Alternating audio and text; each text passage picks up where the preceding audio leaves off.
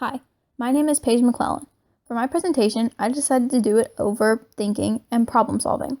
This topic really interests me, and I really enjoyed reading this section in our textbook. I also really enjoyed putting this presentation together, so I hope you enjoy it too. So, how do we define thinking? Thinking is a mental activity that goes on in the brain when a person is processing information. This includes making decisions, making comparisons, and also solving problems. People use a combination of cognitive processes, including mental images, concepts, and prototypes, to identify objects in their daily lives. Mental images. Mental images are representations that stand in for objects or events in our mind. They have a picture-like quality, and they're one of the tools used in the thought process. We can rotate and turn these mental images like physical objects. It also takes time to move them. It's not instantaneous. It actually takes longer to view a mental image that is larger or has covered more distance. So, for example, if you ask someone how many windows are in their house, they might look up or look to the side like they're trying to picture it in their head, because they are. And if someone has a larger home with more windows, it will take them more time to count the number of windows in their house than someone who has a smaller home with less windows. Concepts are ideas that represent a class or category of objects, events, or activities. They allow us to think about objects or events without having to use specific examples.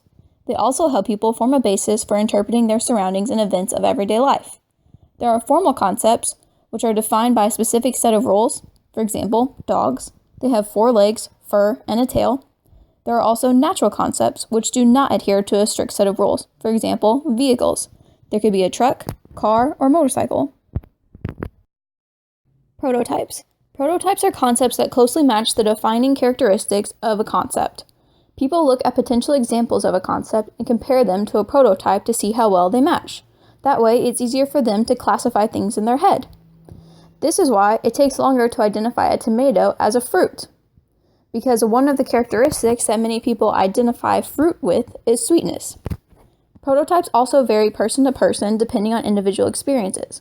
For example, if someone is from Hawaii, they might have the idea of fruit in their head as a coconut, whereas someone from Evansville, Indiana might have it as an apple. Our book covers 2 different types of organizations of information. One of them is schemas. These are mental generalizations about objects, places, events, and people. For example, whenever people think of schools, they expect them to contain classrooms, teachers, students, paper, pencils, etc. There's also scripts. These are a kind of schema that involve a similar sequence of activities. For example, when people think of going to school, they think of traveling there, walking to class, getting out their materials needed for that class, etc. Problem solving is another idea covered in the chapter about thinking. It occurs when a goal must be reached by thinking and behaving in certain ways. It is an aspect of decision making. People can use concepts and mental images to problem solve and make decisions. There are quite a few different methods of problem solving. A few different types of problem solving are trial and error, which is trying one solution after another until you find one that works. Algorithms, which are step-by-step procedures that will always result in a correct solution if there is a correct solution to be found and you have enough time to perform the procedure. And heuristics, which are rules of thumb intended to apply to many situations.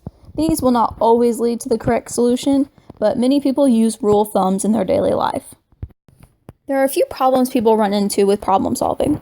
One of them is functional fixedness. This is only thinking about objects in terms of their typical uses.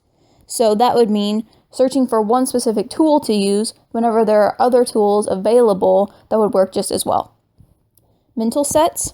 This means that people have a tendency to persist in using problem-solving patterns that have worked in the past. So they're not willing to try new approaches, and they're unable to think of other possibilities. They just stick with what has worked for them in the past. And also confirmative bias. This is the tendency for people to search for evidence that fits your own beliefs while ignoring other evidence.